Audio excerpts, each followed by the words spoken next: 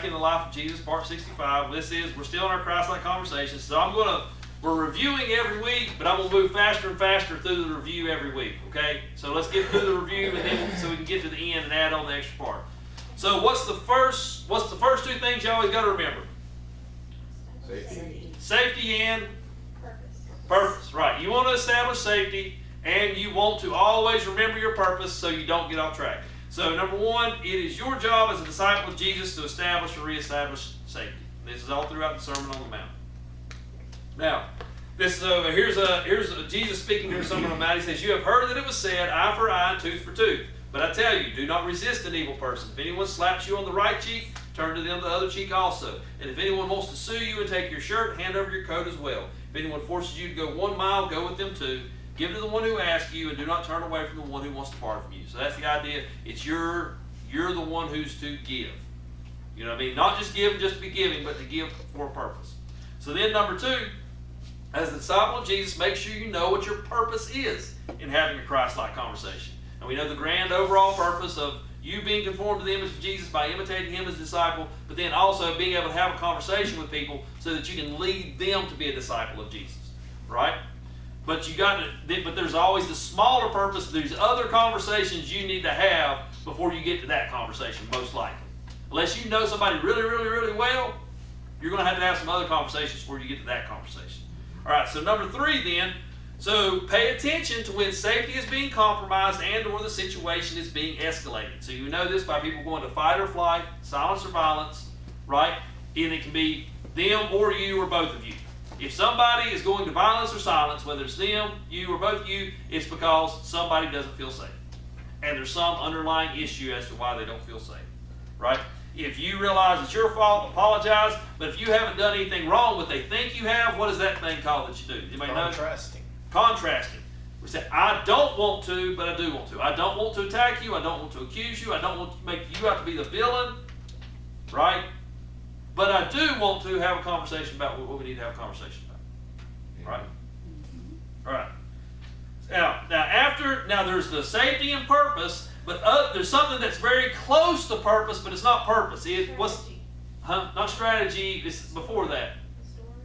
Before strategy. What's the other thing you have to think about? So you've got safety and purpose on your mind, but now you actually go into a conversation with this person. You need to establish something else. A mutual purpose. It's not the same thing as your purpose. It possibly could be, but it may not be. Why? They may have a different purpose. Because they got their purpose. Right. And so first you got to find out. Now it may look like you have different purposes, but you may actually have the same purpose, but you may be employing different. Right, so that's what you first got to figure out. You got your purpose, they got their purpose, but they don't look like they're the same purpose, but it may just be different strategies, and underlying you do have the same purpose, right? But what do you figure out you don't have the same purpose? You absolutely don't. Now you got to develop a mutual purpose. And now, once you've either figured out that you have the same purpose, but you were going about it by different strategies, or you figure out that you had different purposes and you have to invent a new mutual purpose, what are you going to have to do then? Brainstorm what? Strategies, right. Either you had the same purpose and you had 2 different strategies, and now you need to come up with the same strategy, or you came up with a new purpose and now you need to come up with a new strategy to accomplish that purpose. I look at it like a trail system. Right. You have your end point or your finish line up here, and you have multiple starting points. Right. You have the straightest, most possible track, which is if your purposes line up perfect. Yeah, ideal Right. circumstance. But sometimes you could end up way over here in the weeds going through all this mess Right. before you finally get to the finish line. And you see how you have to constantly reestablish safety, because you want to have a conversation about how we're going to get here. If somebody doesn't feel safe, are they going to have a conversation with you about how you're going to get to a mutual purpose? No, they're not. And so why you have to have that purpose in mind is, do you really want to accomplish that purpose? Because if you really want to accomplish that purpose, then you have to make them feel safe, and you have to work through this process. If the purpose to you is not valuable enough to work through this process, then forget about it. Right. Don't sit around wishing you could accomplish this purpose. You see what I mean? All right. So now, we want to pay attention, and not only that safety being the situation is being compromised, but also that it's want to watch for it being escalated. Right? They're getting louder, I'm getting louder, I'm clamming up more, they're getting louder, they're clamming up more, I'm getting louder. This is what Jesus says about that. He says, therefore, if you are offering your gift at the altar, and there remember that your brother or sister has something against you, leave your gift there in front of the altar, first go and be reconciled to them, then come and offer your gift. So that's apologizing or contrasting, right? This is about the escalation. Settle matters quickly with your adversary who is taking you to court. Do it while you're still together on the way. Or your adversary may hand you over to the judge, and the judge may hand you over to the officer, and you may be thrown into prison. Truly I tell you, you will not get out until you have paid the last penny. In other words, you allow it to escalate. The price you pay in the end may be much greater than the cost of settling with them at the beginning and establishing a mutual purpose at the beginning, right? The longer you let it escalate, the worse it's going to be. All right. So this is how you do that by establishing first by crib, which is you commit to finding a mutual purpose, because you got to commit. If you don't commit, you ain't going to do it. You recognize the difference between strategies and purpose. You invent a mutual purpose. You brainstorm to develop a mutual purpose. All right. So now, not only do you have to establish safety and a mutual purpose, you also have to establish respect, right? Because you know this from your end. If you don't feel like the other person has some sort of respect for you, are you going to listen to what they say? Even if they're right. We just don't, right? Now, so this is the question to ask yourself. Are you speaking in such a way that the other person believes that you respect them? In other words, if you were on the other end of how you're speaking, would you listen? You see what I'm saying? If you're sitting there berating somebody, ask yourself the question. If I was being berated like this, would I listen? You see what I mean? I mean, it's just logic, but then in the middle of a heated conversation, we really don't think logically, do we? And so all of this is to give you the tools to think logically before you go into the conversation, and when you catch yourself doing something illogical in the conversation, to give yourself an alternative. You're sitting there yelling, you're like, wait a minute, why am I yelling? Is somebody in dire, about to die? Am I screaming at somebody to get out of a burning building? There ain't a burning building. I ain't yelling at somebody to call 911. Why am I yelling? You know what I mean? Because if I was being yelled at, would I listen? That's right. You see what I mean? And it just doesn't. It just what this is meant to do is give you the tools that when either going into the conversation or when in the middle of the conversation you catch something, you go, wait a minute, this isn't right. What is it that I am supposed to be doing? That's Right? And here's the other side of this. You're not going to get this right perfectly, especially when you first start out. Believe me, because I've been trying to do this and you don't get it perfectly right. But you can do better than you have been doing. And the more you practice it, the better you'll get at it.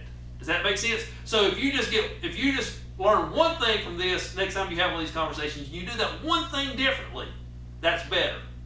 You see what I mean? And then the next conversation, you do two things differently. You see what I mean? So just get, and I've got, like I said, I put this outline on the webpage so you can go and look it up. We'll talk about this more at the end. All right. So another thing we said is that if you have no other reason to respect someone, what's the one reason you can have for respecting someone? They are created in the image of God, right? And they have the possibility of being redeemed. Think about Paul of Tarsus, Saul of Tarsus, Paul, right? The Apostle Paul. All right. So the other thing is, we told you one way to try to remind yourself of that is try to always look in the other person's eyes, because you see the awesomeness of God's creation in their eyes, and the way you can really know if you're looking at somebody's eyes, try to memorize their eye color. And then it'll remind you of this next thing that you need to do, which is remember to take the plank out of your own eye first. So Jesus says, do not judge, or you too will be judged. For in the same way you judge others, you will be judged, and with the measure you use, it will be measured to you. Why do you look at the speck of sawdust in your brother's eye and pay no attention to the plank in your own eye? How can you say to your brother, let me take the speck out of your eye, when all the time there's a plank in your own eye? You hypocrite, first take the plank out of your own eye, then you will see clearly to remove the speck from your brother's eye. Now we've always heard that our whole lives, right? How do we do that? So one thing was we realized the difference between what I know, what you know, and what we know. What's the only thing we can have a logical conversation about? What we know. What we know. Right. You know, when I know things that you don't know, and you know things that I don't know, we're trying to have a conversation about those things without telling each other what we know. That's a bad conversation. We've all had them conversations, ain't we? We've all had them conversations. And you know, and especially later on, when after you've had the conversation and you realize, wait a minute, we were trying to have a conversation about something that neither one of us really knew what the other one was saying. Right. Right? And you're like, man, I wish I could have that conversation back. Yeah. Right? Again, this is so you know these things before going into those conversations. And we call that the pool of shared meaning. And what we want ultimately is clear, honest communication. Amen. And so here's what Jesus says about that. I'm just going to cut to the end of that. He says, all you need to say is simply yes or no. Anything beyond that comes from the evil one. Again, why would you not want to just say yes or no? That's right. Because you're probably trying to hide something, That's right. usually. Right? I mean, that's just honest. If you, well, I don't know that I want to say yes or no. Why not? You know what I mean? All right. So the next thing is don't act on emotions. Again, nobody makes you mad. You choose to be mad based off of your emotions that you felt when they did something, by the way you interpreted what they did. They may not have any idea they made you mad. They might have meant to do anything to make you mad. They might actually feel bad if they found out they made you mad. Right? And unless you have a conversation about it, they're never going to know. You might be sitting around mad and they have no idea you're mad. Right? All right, so either you take control of your emotions or your emotions take control of you. This is what Jesus said about that. He said, you have heard that it was said to people long ago, you shall not murder, and anyone who murders will be subject to judgment. But I tell you that anyone who is angry with a brother or sister will be subject to judgment. Again, anyone who says to a brother or sister, Raka, is answerable to the court, and anyone who says, you fool, will be in danger of hell, the fire of hell. So in other words, Jesus said, is it fairly serious that you get angry at people when you shouldn't? Yes, fairly serious accusation there. He says, you know, you need to question your salvation if you're walking around angry at everybody all the time. All right. So now here we're going to start getting into. We started looking at this last week. We want to get into. Okay, that's all good and great. I need some specifics how to do this. Right? I need to know little bitty tiny steps. Like I get you. Don't be angry at people. I get you. Have a conversation about only what we know. Okay, well give me some micro steps of how we do this. So the first thing we're going to do is take control of your stories in order to take control of your emotions. How do I not be angry? Right, so first, begin with only the facts. That person's mean. Is that a fact or is that an opinion? Opinion. That's an opinion. Right? That person's cold-hearted. Is that a fact or opinion? Right. That's the nicest person I ever met. Fact or opinion? You see what I mean? He's just trying to get under my skin. Fact or opinion? Opinion. But we state them like they're facts, don't we? Learn to separate facts from opinions. Think about it in a court of law. Right. Focus on the facts. Right? In a court of law, can you prove that somebody is mean? No, you cannot. You can only prove what they did. That you're interpreting that they're mean. Now, you may find out that they actually are really mean. Right. They are ill-spirited. Right. But you don't know that. There might be some sort of misunderstanding. Right. Right? They might not understand that people take them as mean. Right? There's all kinds of different scenarios to find out that things are different than what you assume they are. Right. Judging according to appearance. Right. So that's what Jesus says, don't judge. Because if you start judging them, what are they going to do back to you? Judge you by the same standard that you judge them. So what hard evidence do you have to support the facts? Now, analyze the stories you're telling yourself. So in between the facts and my emotion, I told myself a story. Right? You did something, I told myself a story about why you did it, and that made me mad.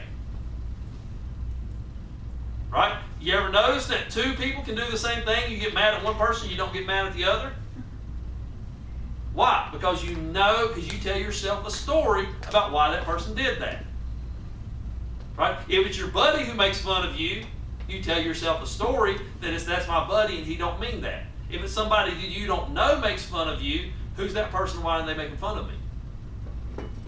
When they may have had no different spirit about it than your buddy did. They may have thought you were your friend and they had the opportunity and they could have made fun of you. They didn't know this was going to make you mad. You see what I mean? How you can interpret two different people doing the exact same thing differently because you tell yourself a different story between them doing it and what you feel. So you take control of those stories. So is your story based on facts or opinions? Usually they're based on opinions. You need to start basing your stories that you tell yourself about why somebody did something simply on facts.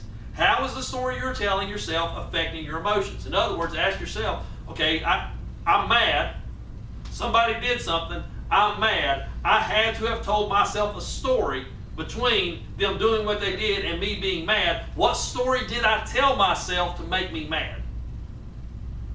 You see how you're re-engaging your brain? Yeah. Because your brain starts running on chemicals, Right.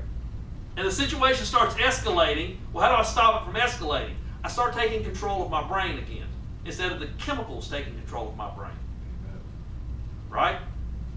So what specific emotions are you feeling? So how many different kinds of mad are there? Right, am I embarrassed mad? Am I hungry mad? Am I frustrated mad? Am I sleepy mad? Am I had too much caffeine mad? Yeah. You see what I mean? I'm on prednisone this week mad? Do you see what I mean? Somebody else did something to me and you just happen to be in the way now mad? Work was a bad day, but I can't yell at them at work, but I can yell at you mad? Don't say I'm just mad. I'm this kind of mad. My feelings are hurt. Well, why exactly? How are your feelings hurt? I'm sad. Okay, there's 10, 20,000 different types of sad. I'm happy. Why am I happy? There's different kinds of happy. You see what I mean? I'm frustrated. Well, there's actually different kinds of frustrated. Right? Exactly. Get a hold of your emotions and just dial them down exactly what you're feeling, exactly what story did you tell yourself to make you feel this way. Say, factually, they did this. And say, okay, I'm mad because they're mean.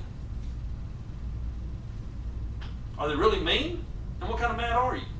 Or are you embarrassed because they said something that made you feel like you weren't good enough? And maybe they didn't realize they said something that made you feel like you're not good enough. That's a whole different story than I'm mad because they're mean. You see how you're not judging, but instead you're getting an accurate representation of the facts and an accurate representation of your emotions so you can figure out what really is going on. All right, so take control of your actions. Are you going to silence or violent? Are you acting on your emotions or are you acting on facts? Right? Somebody's attacking your child and you go hit them. Were you acting on emotions or facts? Well, actually, that's actually a fact. They were hitting my kid. Which inside Well, it involves emotions too. Right, it involves emotions, but at that point, my It's emotions are based on fact. facts. You're focusing on fact there versus emotion. Right, you see what I'm saying? Now, my kid comes home and says somebody was mean to me, and I go hit him. That's emotions. I don't know what the facts were. I took a little kid's opinion. You see what I mean? You see how the difference is? Am I the way I'm feeling? Is it based on fact or is it based on opinion and emotions? All right. So, in the middle of the conversation, you want to this is what we're talking about. Retrace your path to your actions. First, catch yourself. Are you in silence or violence?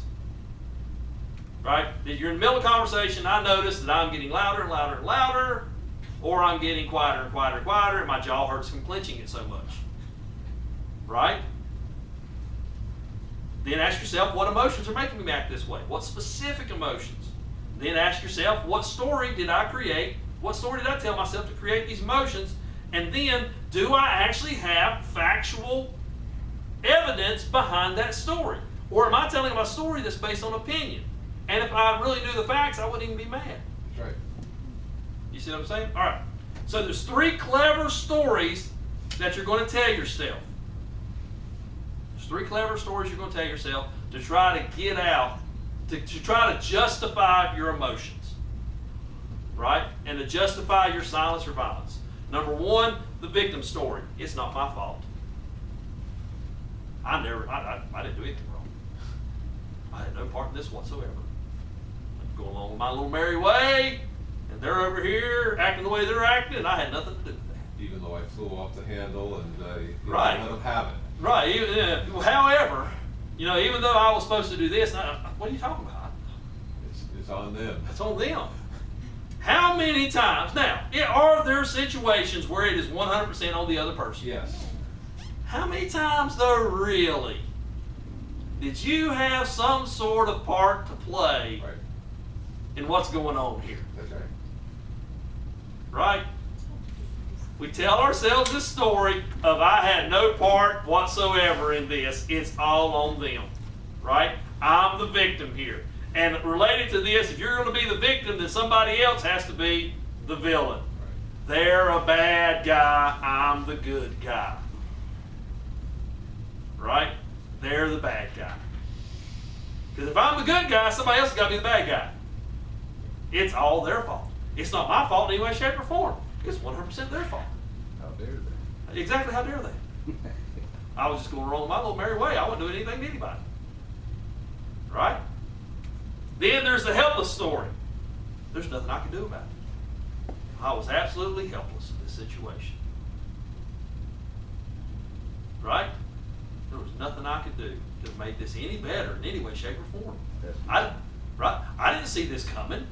I couldn't have done something to stop this from happening. Right? We tell these our stories. Now, y'all remember when we very first talked about this? Where's the very first time somebody told themselves a story? Adam and Eve. Right? God's going to come down and kill us. Let's go hide. God comes down. What happened? She did it. It's her fault. I had nothing to do with this, God. I was helpless in this situation. It is 100% her fault. And what's the woman say? God, I was completely helpless in this situation. It's the snake's fault. Right. And by proxy, God, you made the snake. It's your fault.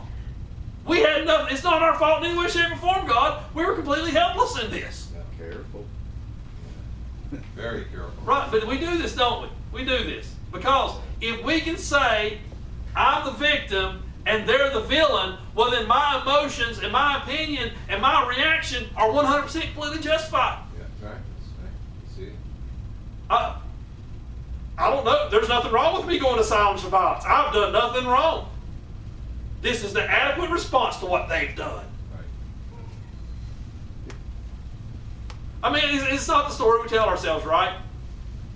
It's perfectly fine me acting like this. See, because this is what? So you're in this conversation and your blood pressure's going out the top of your head and you're either screaming or you're biting your tongue so hard it's bleeding. And you're telling yourself, and so as a disciple of Jesus, I start telling myself, this ain't right. That's right. This ain't right. I shouldn't be this mad. I shouldn't be either yelling or I shouldn't be biting my tongue. This ain't right. Then all of a sudden, oh no, it is right. Oh, it is right. You did nothing wrong. They're all to blame. It's all their fault. You've got every right in the world to be mad at them. Right. It's where you deny self. That's a wonderful Right. Deny self. You're Right. brushing This is those- when you go, no, that's not true. you're brushing those narcissistic tendencies. Yeah. Yes. Yes. This is when you go, no, because I'm a disciple of Jesus, and I know what Jesus said Amen. in the Sermon on the Mount. Right. I know that is not true. Right. No matter how much I feel it, no matter how much I want to believe it, I know as a disciple of Jesus, because of what my master said in the Sermon on the Mount, that cannot be true. You see what I mean? This is where becoming a disciple of Jesus is so important. Amen.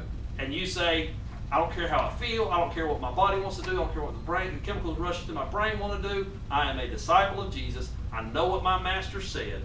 I know what my master commanded me to do.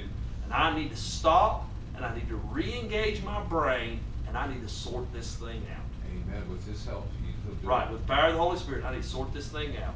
I'm feeling this emotion. Amen. What story did I tell myself to feel this specific emotion? That story I told myself, is it based on hard facts, or is it based on my opinion? Right? What kind of little story did I tell myself I'm the victim story? Did I tell myself they're the villain story? Did I tell myself that I'm helpless and I have no part of this story? That's right. Because very rarely are those stories true. Are they true sometimes? Yes, they are.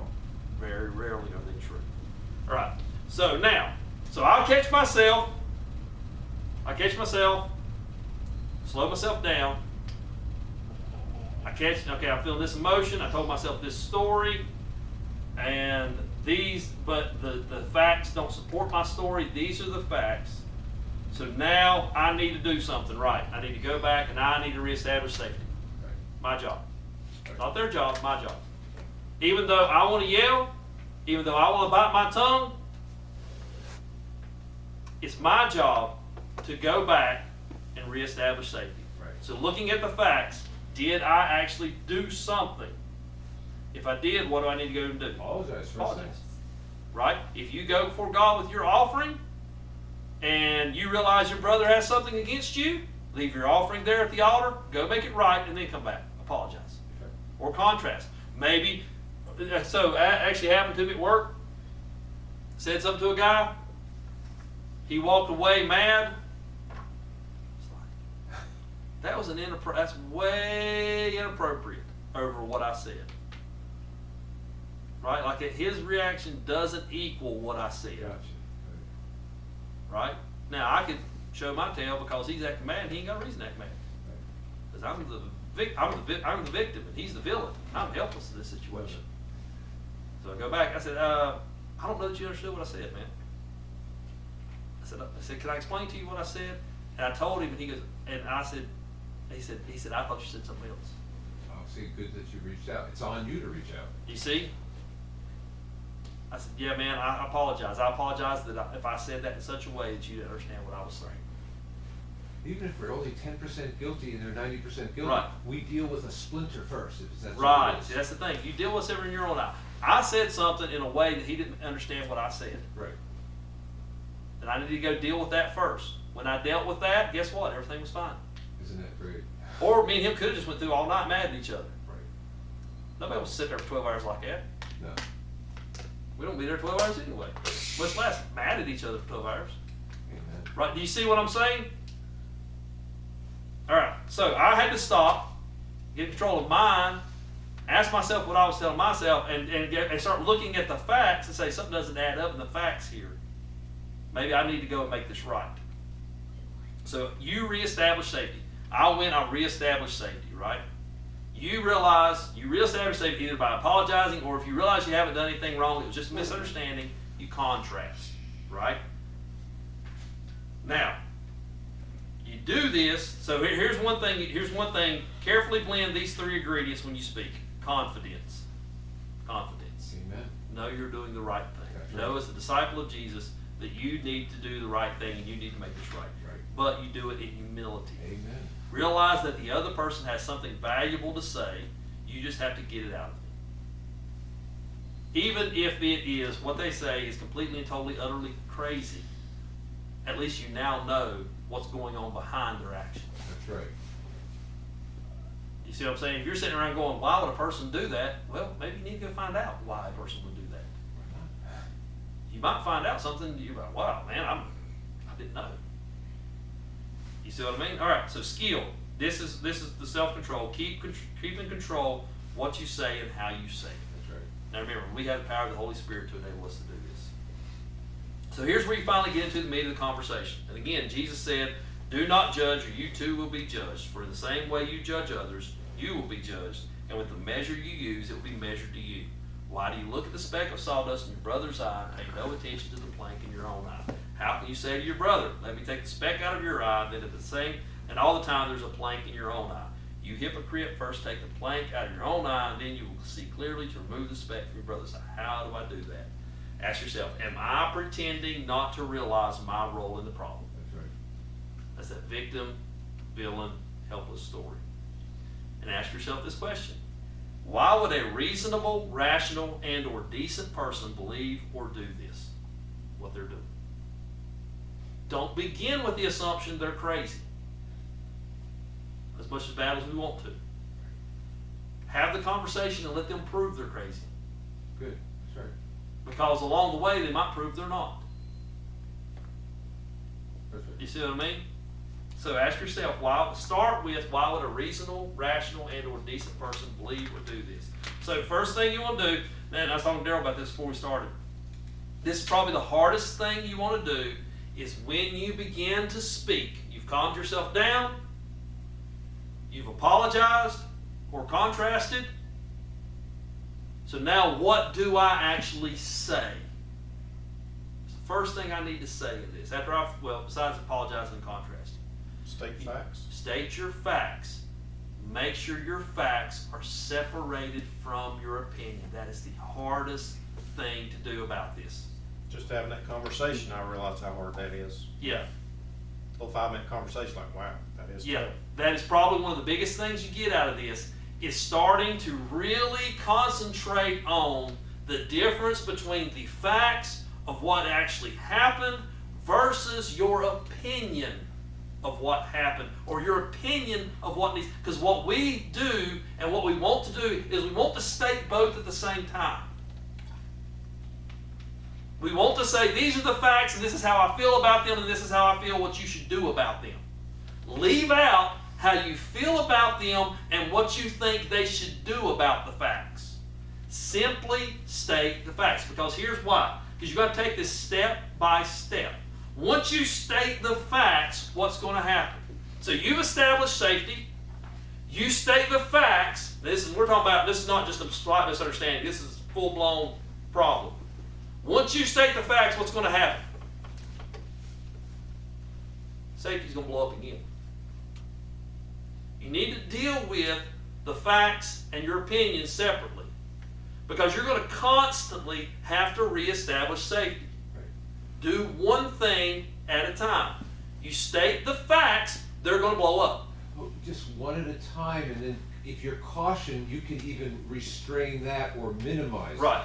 So here, let me take. I was trying to think of like some more harsh ones. So let's say something happened to you as a kid, right? Whether it's a relationship with a sibling, a relationship with a parent, you were being bullied at school.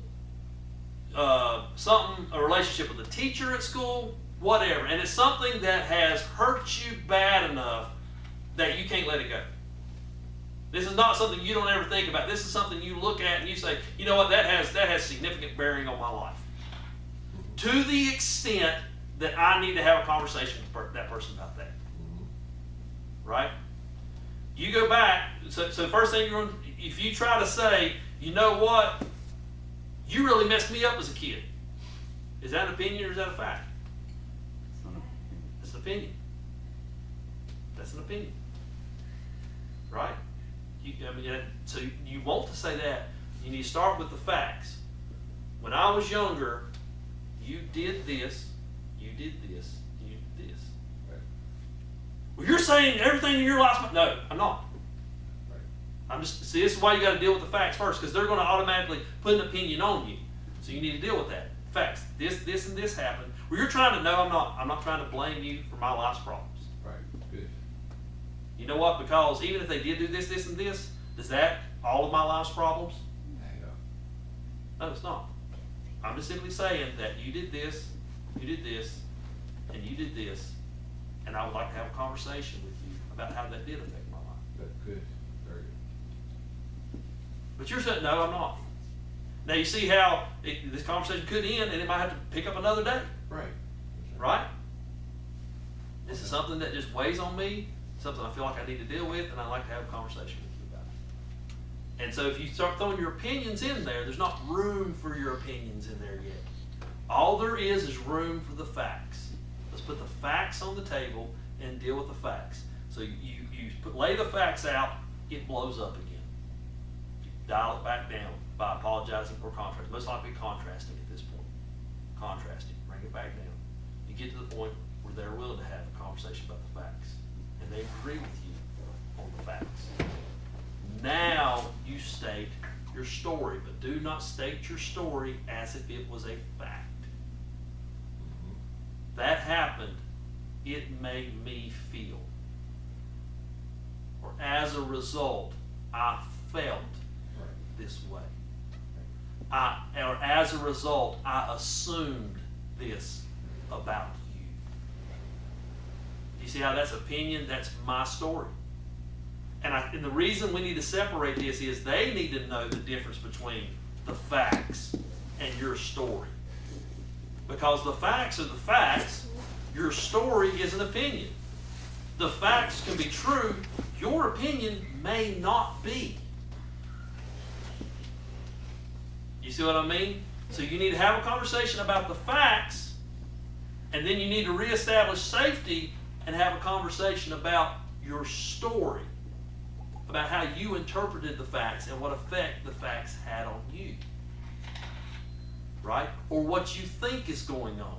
It may not be if something happened to you. I see this, and factually, I see this, and this going on in your life. Which leads me to believe that something else is going on in your life. I see you spending money you don't have. Or I see you making a lot of money and then not having money. That's facts. Right? Which leads me to believe that you're spending money on things you shouldn't spend it on. That's an opinion. Yes. But that's your story of what those facts Right. are. And this, I think the book says in a section, if that is not going to work, let them share their story Right. of the facts. So that's the next thing we go through. That's the next thing. You tell your story. So what you've done is you establish what the facts are. You tell your story. Now, again, you're going to have to state the facts, calm the thing down. Tell your story, calm the thing down. This may not happen in one conversation, by the way. Right? Then, this is what you do. Ask for the other person's facts. Ask them, for their path. In other words, based on these facts, what story did they tell themselves? That's right. And how did it affect them? And that might be enlightening. Exactly. That might be enlightening. Yeah. And You- you give them vent. They'll vent. They'll Yeah. feel better that you respect them too. Right. Even if you knew everything that you're saying. Right. And let's say you did know what they were saying, and let's say you think they're still wrong. Right. What do you still sit there and do? Respectfully listen. Respectfully listen. Why? If for no other reason, why? They're made in the Safe. image of God. They're reclaimable. Right, they're made in the image of God. And if they're ever going to be restored to the image of God, we got to have some conversations like this. Amen. Right? Like I said, and you may find some things out that they interpreted the facts completely different than you did. And that's quite likely. Yeah. And there were things going through their brain that you never thought of before. Right? Like you didn't know what they were going through at the time. That's right. Or there might have been another fact that'll be added to the pool. Right, right. Sure. There might be even a fact that they don't know about. So encourage the other person to share their facts and stories. Right? So we're going to talk about now, there's specific ways to do that. Okay? We're probably going to get that today. We'll get there next week. There is a so you see how we're giving you micro steps? Like you get the big overall thing, but then, man, this conversation is right in front of you. You're like, man, this is more than I can handle. And we need to pull it down to little micro steps of exactly how to do this. So the other thing then is talk tentatively. Present your story as a story, not as a fact. Right. You could be wrong. So as not to intimidate them. Right, to establish safety. So encourage testing. In other words, make it safe for the other person to present a different opinion or an opposing viewpoint. That's right. Right? Allow them to. You know, here's another thing. Let's say they are dead wrong. Right. Let's say they are dead wrong. They may have never put their viewpoint forth like this, and while they're putting their viewpoint on, they may, that doesn't make sense. You're right. I've never sat and thought about the way I responded to those facts before.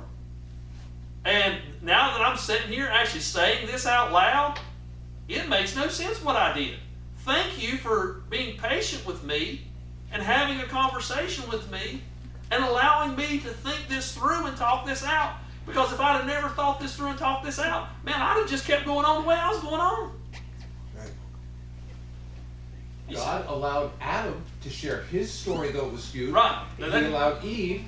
Why shouldn't we? Yeah, It doesn't that- mean you have to agree with it. That's a very important point. Did God know what happened in the Garden Of of course he Eden? did. Yeah. So, but what did he do? He wanted Adam and Eve to process through Right. what had happened in the Garden of Eden. Yeah, like, where are you? He knew where they were. Right, where are you? In other words, I'm here to establish safety. You tell me Let's talk. how you got where you are. You tell me how you think you got where you are.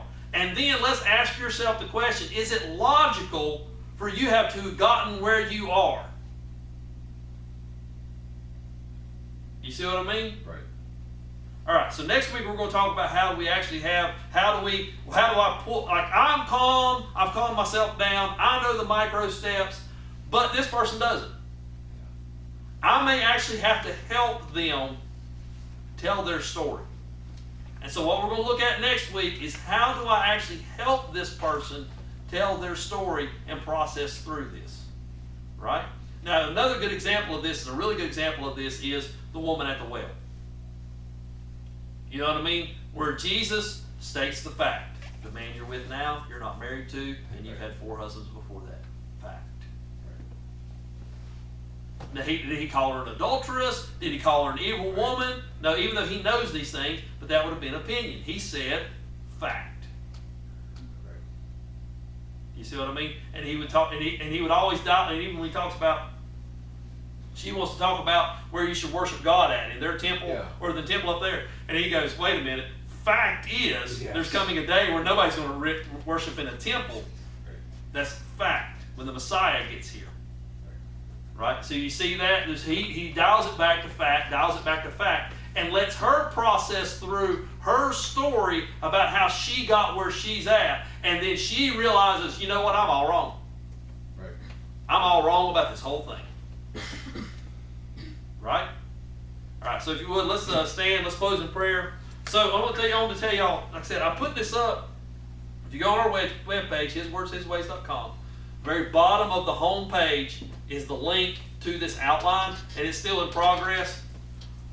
So if you know that there's here's the thing. So you know there may be a conversation you need to have, and you're sitting there going, dude, I ain't gonna have this conversation. No. Like, I get you, and I understand what you're saying, but I don't want to have it. That's fine. Right now, that's fine. Start processing through if you were to have that conversation. If ever there was a day when you felt like you could have that conversation, what would you say? Why not? Take that outline, copy and paste it into a Word document, and actually type out what you would say if you want to. Or just, look at it on your, for those of us that think better that way.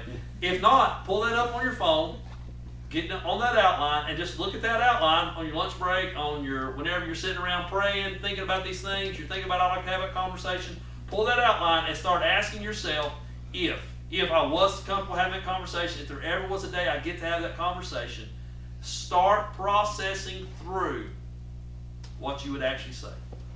Right? Why not? Because then there might come a day when God opens that door for you to have that conversation. You see what I mean? You just say, God, I'm not comfortable having a conversation right now. I don't know that I can have that conversation right now. That's fine. But I get that conversation it would be great if that conversation were to happen. So what I'm going to do, God, is I'm just going to start following the commands of Jesus. Amen. And start thinking about what I would say if that conversation ever did happen.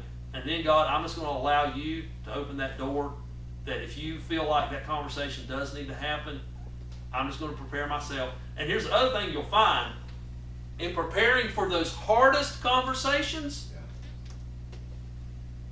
the not as hard conversations, because you're going to start memorizing those steps and realizing those steps, preparing for those hardest conversations, you'll find that the easier conversations will come easier.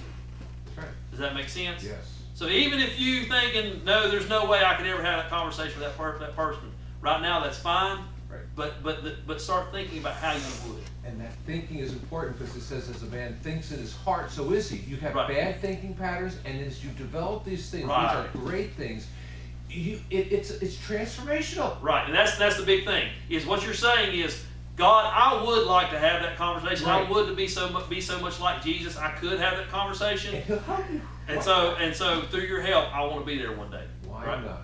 Okay, all right. So if you would, let's stand. Jason, if you would lead some prayer.